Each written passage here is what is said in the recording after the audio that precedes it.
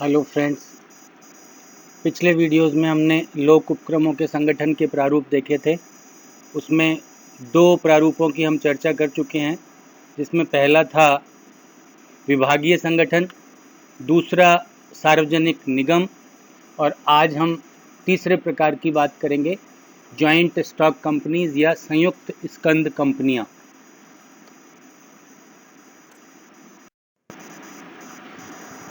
सरकारी उपक्रमों के संगठन का तीसरा प्रारूप है जॉइंट स्टॉक कंपनीज या संयुक्त स्कंद कंपनियां।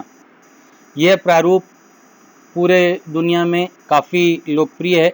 इस प्रारूप के प्रचलित होने का मुख्य कारण है कि इसके अंतर्गत निजी व्यक्तियों, विदेशी सरकारों, विदेशी कंपनियों आदि से पूंजी प्राप्त की जा सकती है, किंतु साथ ही सरकार का प्रभावी नियंत्रण भी बना रहता है, क्योंकि सरकार के पास इसके आधे से अधिक अंश होते हैं। इसीलिए संयुक्त स्कंद कंपनी को सरकारी कंपनी कहा जाता है। परिभाषा की बात करें तो A.H. हेंसन के अनुसार सरकारी कंपनी शब्द उस उपक्रम के लिए प्रयुक्त किया जाता है जो संबंधित देश के कंपनी विधान के अंतर्गत गठित की गई है तथा जिस पर सरकार कुछ अथवा सभी अंशों पर स्वामित्व के द्वारा नियंत्रण स्थापित करती है। भारतीय कंपनी अधिनियम की धारा 617 के अनुसार सरकारी कंपनी से आशय एक ऐसी कंपनी से है जिसकी प्रदत्त पूंजी का कम से कम 51% भाग केंद्र सरकार या राज्य सरकार अथवा राज्य सरकारों द्वारा अथवा आंशिक रूप से केंद्रीय सरकार अथवा आंशिक रूप से एक या अधिक राज्य सरकारों के पास हो। सरकारी कंपनी में वह कंपनी भी सम्मिलित कर ली जाती है जो उसकी सहायक कंपनी हो। स्पष्ट है कि सरकारी कंपनी पर सरकार स्वामित्व के द्वारा नियंत्रण रखती है, अर्थात इसमें निजी उद्यमियों को पूंजी विनियोजित करने की छूट दी जाती है, किंतु उनका अंश 49% से अधिक नहीं हो सकता, अर्थात आधे से अधिक अंश सरकार के पास होते हैं। इसका उद्देश्य प्रबंधन एवं संचालन पर सरकारी नियंत्रण बनाए रखना होता है। स्पष्ट है, इसीलिए इनको सरकारी कंपनियों के नाम से जाना जाता है। कंपनी अधिनियम में सार्वजनिक व निजी कंपनी की स्थापना का उल्लेख है। सार्वजनिक कंपनी वह होती है जिसमें न्यूनतम सदस्य संख्या 7 हो। इसमें अधिकतम सदस्य संख्या पर कोई प्रतिबंध नहीं होता। यह कंपनी अंशों और ऋणपत्रों का जनता में निर्गमन करती है। इसके अंश और ऋणपत्रों के हस्तांतरण पर कोई प्रतिबंध नहीं होता। निजी कंपनी में न्यूनतम सदस्य संख्या 2 तथा अधिकतम 50 हो सकती है। यह अंशों और ऋणपत्रों का जनता में निर्गमन नहीं करती है। इसके अंशों और ऋणपत्रों पर के हस्तांतरण पर प्रतिबंध होता है। इनके नाम के अंत में प्राइवेट लिमिटेड शब्द लगाना पड़ता है। भारत में अधिकांश सरकारी कंपनियां निजी कंपनी के रूप में ही स्थापित की गई हैं, क्योंकि इसकी स्थापना सरल है तथा निजी कंपनी को कंपनी अधिनियम में अनेक छूट एवं अधिकार प्रदान किए गए हैं, जिनका लाभ सरकार भी उठाना चाहती है।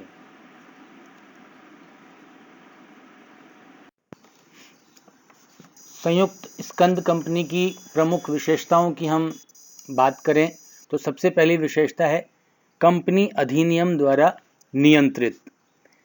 तो स्पष्ट है कि संयुक्त स्कंद कंपनी अधिनियम के द्वारा नियमित एवं नियंत्रित की जाती है। सरकारी कंपनी देश के कंपनी अधिनियम के अंतर्गत ही स्थापित की जाती है, उसी के प्रावधानों के अनुसार स्थापित की जाती है, समामेलित की जाती है, तो इस पर कंपनी अधिनियम के प्रावधान लागू होते हैं। यदि सरकार चाहे तो सरकारी कंपनी को कंपनी अधिनियम की धारा 618, 619 और 619A को छोड़कर अन्य धाराओं से मुक्त कर सकती है अथवा उन्हें संशोधित रूप से लागू कर सकती है। तो ये पहली विशेषता तो यही है कि यह कंपनी अधिनियम के अंतर्गत नियमित और नियंत्रित की जाती है। समामेलित संस्था संयुक्त स्कंद कंपनी की दूसरी विशेषता है कि ये समामेलित संस्था है। जैसा कि हम पहले भी चर्चा कर चुके हैं कि जो कंपनी अधिनियम के तहत कंपनी समामेलित होती है, कंपनी अधिनियम के प्रावधानों के अनुसार कोई कंपनी बनती है, निर्मित होती है, तो उसको हम समामेलित संस्था कहते हैं। सरकारी कंपनी विधान द्वारा निर्मित एक कृत्रिम व्यक्ति है। ये अपने नाम से अनुबंध कर सकती है, संपत्ति क्रय कर सकती है, वाद प्रस्तुत कर सकती है और इस पर भी वाद प्रस्तुत किया जा सकता है, तो इसको एक समामेलित संस्था कहा जाता है। पूंजी पूंजी एक इम्पॉर्टेंट तत्व है, संयुक्त स्कंद कंपनी की प्रमुख विशेषता है। सरकारी कंपनी के कम से कम 51% जो शेयर कैपिटल है, पूंजी है, वो केंद्रीय सरकार, राज्य सरकार अथवा केंद्र सरकार और राज्य सरकारों के पास अंशतः होती है। सामान्य रूप से सारी पूंजी सरकार या सरकारों के द्वारा ही लगाई जाती है, किंतु यदि निजी अंशधारियों और विदेशी पूंजी को आमंत्रित किया गया है तो उनका भाग 49% से अधिक नहीं हो सकता। तो पूंजी संयुक्त स्कंद कंपनी की एक प्रमुख विशेषता है। उद्देश्य एवं प्रबंध। सरकारी कंपनी के उद्देश्यों का निर्धारण पार्षद सीमा नियम से होता है। आंतरिक प्रबंध व्यवस्था पार्षद अंतर नियम के द्वारा निर्धारित की जाती है। इसका प्रबंध संचालक मंडल द्वारा किया जाता है। इसमें निजी एवं सरकारी अंशधारियों के प्रतिनिधि होते हैं। क्योंकि सरकार की पूंजी अधिक होती है, अतः संचालक मंडल में सरकारी प्रतिनिधियों का बहुमत होता है। तो स्पष्ट है कि एक संयुक्त स्कंद कंपनी का प्रबंध और जो उद्देश्य आदि जो निर्धारित होते हैं वो उसी प्रकार से होते हैं जैसे कि एक समामेलित कंपनी के होते हैं, तो उसी प्रकार से संयुक्त स्कंद कंपनी के भी होते हैं। तो उद्देश्य और प्रबंध उसका निर्धारित किया जाता है पार्षद सीमा नियम और पार्षद अंतर नियम के द्वारा। कर्मचारी, जहाँ तक कर्मचारी की बात आती है, सरकारी कंपनी के कर्मचारी लोक सेवक नहीं होते। सरकार कुछ लोक सेवकों को डेपुटेशन पर या प्रतिनियुक्ति पर निश्चित रूप से लगा सकती है, भेज सकती है, लेकिन कर्मचारियों की नियुक्ति, वेतन भत्ते, अन्य सेवा शर्तें पार्षद अंतर नियम की व्यवस्थाओं के अनुरूप ही होते हैं। क्योंकि सरकारी कंपनी के कर्मचारी लोक सेवक नहीं माने जाते हैं, इसलिए इन पर सिविल सर्विस कंडक्ट रूल्स लागू नहीं होते हैं। तो यह तय है, ये एक विशेषता है इस संयुक्त स्कंद कंपनी की कि उसके कर्मचारी इसकी पार्षद अंतर नियमों की व्यवस्था के अधीन अपॉइंटेड होते हैं, नियुक्त किए जाते हैं। वित्त व्यवस्था। सरकारी कंपनी की वित्त व्यवस्था सरकारी बजट एवं कोषागार के नियंत्रण से मुक्त होती है। ये कंपनी अपनी वित्त व्यवस्था के लिए स्वतंत्र है और अपनी वित्त व्यवस्था की सारी व्यवस्था खुद करती है, संयुक्त स्कंद कंपनी के द्वारा की जाती है और ये सरकारी नियंत्रणों से मुक्त मानी जाती है। समामेलित संस्था। संयुक्त स्कंद कंपनी की दूसरी विशेषता है कि ये समामेलित संस्था है। जैसा कि हम पहले भी चर्चा कर चुके हैं कि जो कंपनी अधिनियम के तहत कंपनी समामेलित होती है, कंपनी अधिनियम के प्रावधानों के अनुसार कोई कंपनी बनती है, निर्मित होती है, तो उसको हम समामेलित संस्था कहते हैं। सरकारी कंपनी विधान द्वारा निर्मित एक कृत्रिम व्यक्ति है।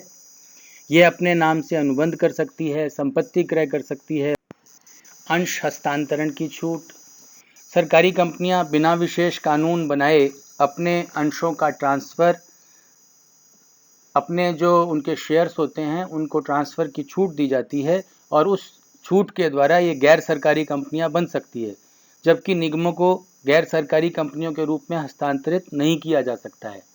तो संयुक्त स्कंद कंपनी की जो एक प्रमुख विशेषता यह भी है कि उनके अंश हस्तांतरण की छूट होती है। तो इस प्रकार से हम देखते हैं कि लगभग वही विशेषताएं संयुक्त स्कंद कंपनी की भी हैं जो एक कंपनी अधिनियम के द्वारा समामेलित कंपनी की होती है। सरकारी कंपनी संबंधी विशेषताओं को हमने ऊपर देखा और उन सब के बाद हम सरकारी कंपनी के संबंध में कुछ विशेष प्रावधानों का जिक्र करेंगे, जिसमें सबसे पहली बात आती है प्रबंध अभिकर्ता की नियुक्ति की।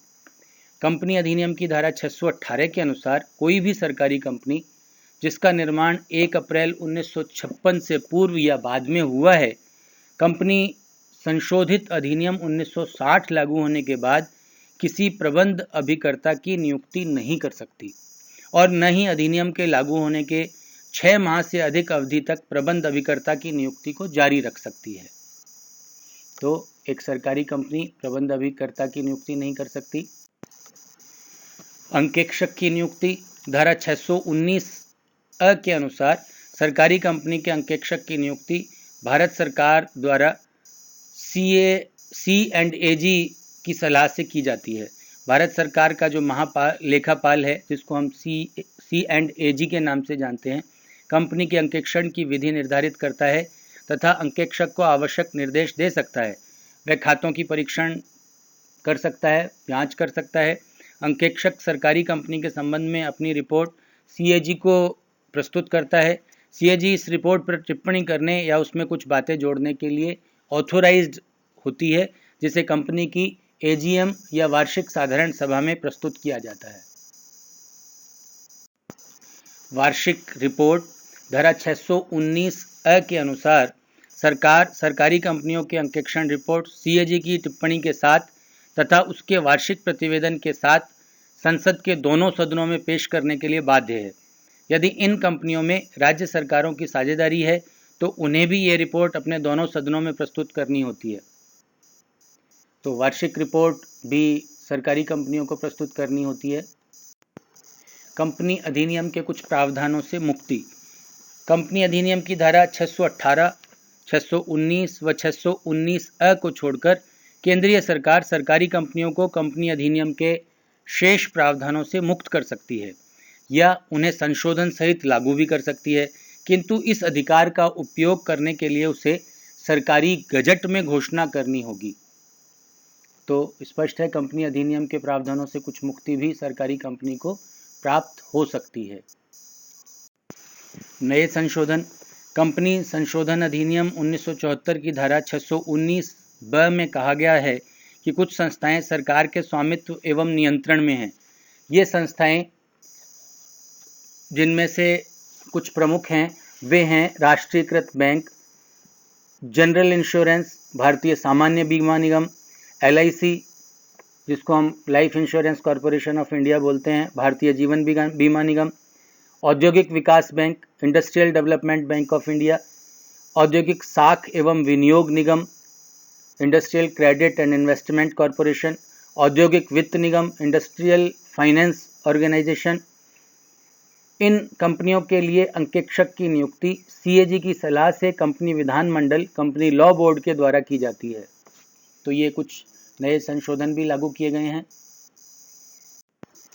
इस प्रकार से जो हम संयुक्त स्कंद कंपनी की सारी विशेषताएं और कुछ विशेष प्रावधानों की जब हम चर्चा करते हैं, उनका उल्लेख करते हैं, तो हमें समझ में आता है कि संयुक्त स्कंद कंपनी के भी कुछ लाभ हैं, जिनमें से जो प्रमुख लाभ हम गिना सकते हैं उसमें गठन में सुविधा, लोचता, कंपनी अधिनियम से एक प्रकार से कुछ प्रावधानों से मुक्ति, वित्तीय स्वायत्तता, स्वामित्व हस्तांतरण में सरलता, स्थायी अस्तित्व, जो परपिचुअल एग्जिस्टेंस की बात कंपनियों के लिए की जाती है वो यहाँ भी प्राप्त होता है, निजी एवं सार्वजनिक हितों का समन्वय, व्यावसायिक उपक्रमों के लिए उपयुक्त, प्रबंधकों में जागृति, स्वस्थ प्रतिस्पर्धा का विकास, और अगर हम तुलना चाहें तो तुलना भी संभव होती है बाकी की कंपनियों और सरकारी कंपनियों के बीच।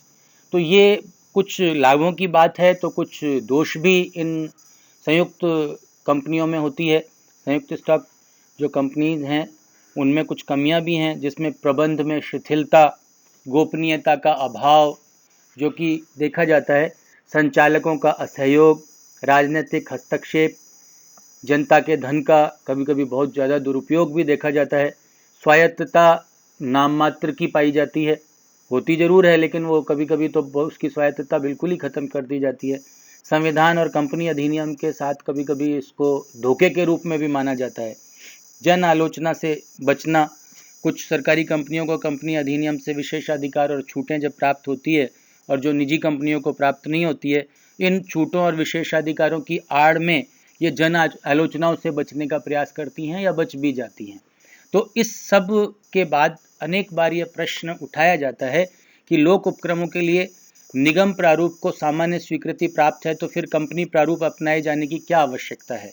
तो जब हम ये बात करें कि सर्वश्रेष्ठ प्रारूप क्या होता है, तो ये बात आती है कि सारे संगठनों के प्रारूपों का अध्ययन करने के बाद कि कौन सा प्रारूप सर्वश्रेष्ठ है, या लोक उपक्रम किस प्रारूप में स्थापित किए जाएं? तो ये अत्यंत कठिन इसका जवाब है, क्योंकि संगठन के सभी प्रारूपों के अपने अपने गुण दोष हैं। कोई भी एक प्रारूप सभी प्रकार के लोक उपक्रमों के लिए सर्वश्रेष्ठ नहीं माना जा सकता। उपक्रम के प्रारूप को सही सिद्ध करने के लिए उपक्रम की प्रकृति और उसकी स्थापना के उद्देश्यों को जज करना, देखना आवश्यक होता है। संगठन का विभागीय प्रारूप उन लोक उपक्रमों के लिए उचित माना जाता है जो राष्ट्रीय महत्व के हों, जिनमें सरकारी नियंत्रण और गोपनीयता की आवश्यकता हो, जैसे सुरक्षा, डाक तार, रेलवे आदि। निगम प्रारूप उन लोक उपक्रमों के लिए उचित माना जाता है जिनकी स्थापना करना सरकार का प्रमुख या प्राथमिक दायित्व माना जाता है, और जहां स्वायत्तता, लोचता और शीघ्र निर्णय लेने की आवश्यकता होती है, जैसे कुछ नदी घाटी परियोजनाएं, पन बिजली परियोजनाएं, इस प्रकार की जो परियोजनाएं होती हैं उसमें निगम प्रारूप भी ठीक है। लेकिन कंपनी प्रारूप उन लोक उपक्रमों के लिए उचित है जिनमें सरकार निजी पूंजी और प्रबंध योग्यता का लाभ उठाना चाहती है, या किसी राष्ट्रीय महत्व के उपक्रम को नष्ट होने से बचाना चाहती है, या अगर कहा जाए तो उपक्रम को भविष्य में निजी क्षेत्र में हस्तांतरित करना चाहती है और जो व्यावसायिक प्रकृति के होते हैं। वास्तव में वाद विवाद कंपनी व निगम प्रारूप के बारे में अधिक है। संगठन के दोनों ही प्रारूपों में स्वायत्तता, लोचता और शीघ्र निर्णय के साथ सरकारी नियंत्रण भी बहुतायत में पाया जाता है। अतः दोनों में से किसी भी एक को उचित ठहराना कठिन हो जाता है। वास्तव में दोनों प्रारूपों के सैद्धांतिक लाभ व्यवहार में किस सीमा तक मिल पाते हैं, यह उपक्रम के प्रारूप पर निर्भर न होकर उन व्यक्तियों, परिस्थितियों, वातावरण व परंपराओं पर निर्भर है जिनमें वह उपक्रम कार्य करता है। जिस प्रारूप में अधिक लाभ मिले वही प्रारूप उचित माना जा सकता है। तो दोस्तों, इस प्रकार से हमने देखा कि लोक उपक्रमों के संगठनों के प्रारूप 3 प्रकार के होते हैं: विभागीय संगठन, सार्वजनिक निगम या संयुक्त स्कंद कंपनियां। इनके अपने अपने गुण, दोष, लाभ, हानियां हैं, और जिस भी प्रकार का प्रारूप हमें उचित लगता है और जिसमें ज़्यादा से ज़्यादा लाभ प्राप्त किया जा सकता है, वही प्रारूप उचित होगा। थैंक्स, धन्यवाद।